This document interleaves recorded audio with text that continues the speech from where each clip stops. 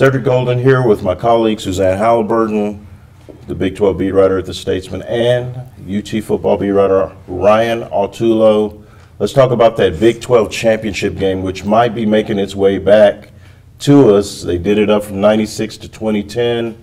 Ryan, what are some of the pros of bringing that game back? Well, there's two of them. The first one being money.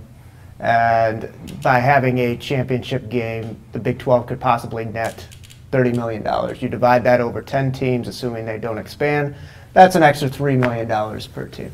Number two is a consulting group recently ran a bunch of machinations of what might happen with the college football playoff if the Big 12 added a championship game, and supposedly there's a 4 to 5% chance better that the Big 12 would get into the college football playoff. I don't know if I agree with that. You look at 2 years ago, the first year of the college football playoff, Big 12 did not get in. Baylor, TCU kind of negated each other. Last year, Oklahoma was the first school to get in and did not have to play a championship game. So it's worked for and worked against the Big 12. Those are the pros. Suzanne, what are the drawbacks? The drawbacks are, with the 10-team league, you're always going to get a rematch. And rematches aren't sexy. I don't know how exciting they would be for an audience. You've got Oklahoma, Oklahoma State this past year. If there had been a title game, those two teams, after Oklahoma manhandled the Cowboys, would have turned around the next week and played again. That's just not sexy. Then you've got Baylor the year before. They played the Baylor-TCU game was 61-58, decided on the last play of the game. So those two teams would have to play again.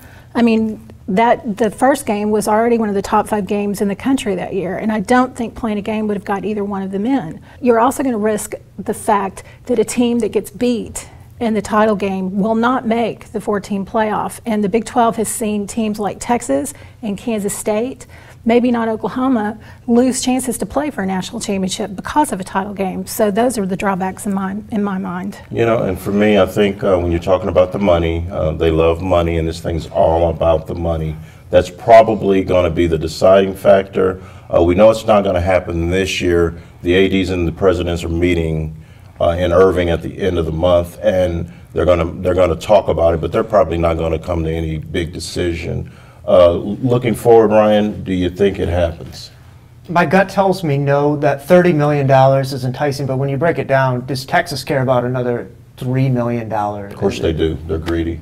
I would care. I don't know. do. I think there's enough drawbacks. I don't think it gets passed, but it would not surprise me either way. Suze. I think as long as it's a 10-team league, it doesn't make sense to have a title game. And if they do expand to 12, then yeah, you got to have it. But the way it is right now, I'd say leave it. I mean, the Big 12 teams are making a ton of money anyway, which is their first and second tier rights. With the Big 12, they're making $25 million. So, yeah, as Ryan said, $3 million. You know, is it really worth it? Yeah, and that's the thing. You're going to have to wonder about the money. I like the old round robin thing where they had 12 teams, a title game.